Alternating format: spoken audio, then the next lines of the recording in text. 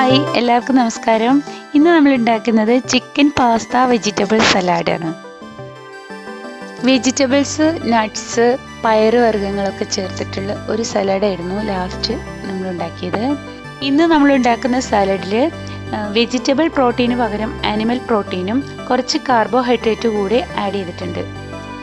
അരിഭക്ഷണത്തിൻ്റെ അളവ് കുറച്ച് വെയിറ്റ് കുറയ്ക്കാൻ ആഗ്രഹിക്കുന്ന ആൾക്കാർക്ക് ഉപയോഗിക്കാവുന്ന ഈ സലാഡിലേക്ക് ആവശ്യമായ സാധനങ്ങൾ എന്തൊക്കെയെന്ന് നോക്കാം.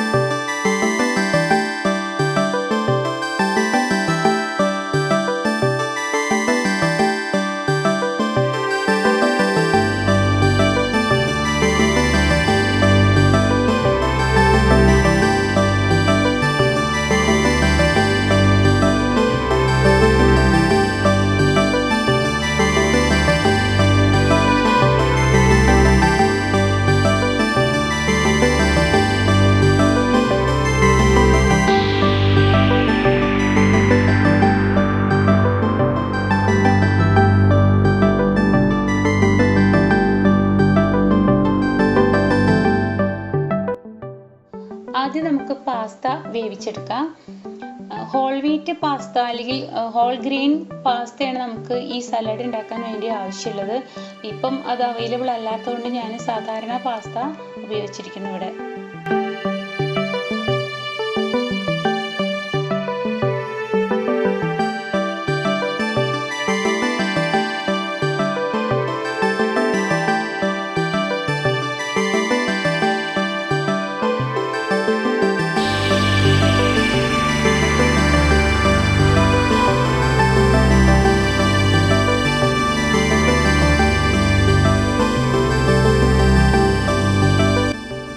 സലാഡിലേക്ക് ആവശ്യമായിട്ടുള്ള ചിക്കൻ എങ്ങനെ ഉണ്ടാക്കുന്നത് നോക്കാം.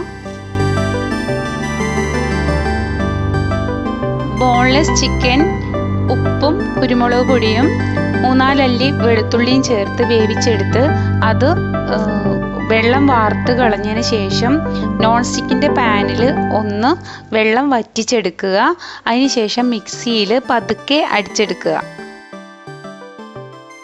ഞാനിന്നിവിടെ ഉപയോഗിച്ചിട്ടുള്ള ചിക്കൻ ബ്രോസ്റ്റ് ചിക്കൻ കൊണ്ടുവന്നതിൻ്റെ ബാക്കി 2 പീസ് തൊലി നീക്കിയിട്ട് അതിൻ്റെ മീറ്റ് മാത്രം മിക്സിയിൽ പതുക്കെ അടിച്ചെടുത്തതാണ്.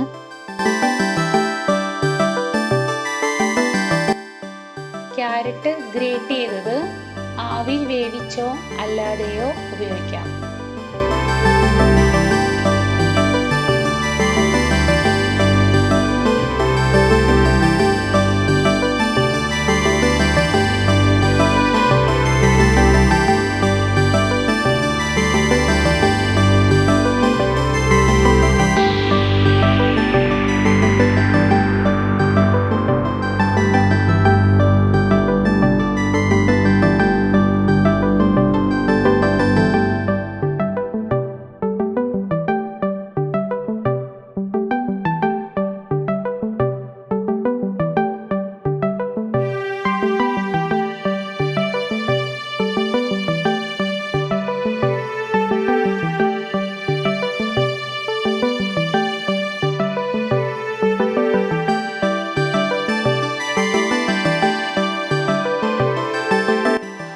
മയോണൈസിന് പകരം അണ്ടിപ്പരിപ്പും എള്ളും ഒക്കെ ഉപയോഗിച്ചുകൊണ്ടുള്ള സോസാണ് ഞാൻ ഈ സലാഡിനൊക്കെ ഉപയോഗിക്കാറ്.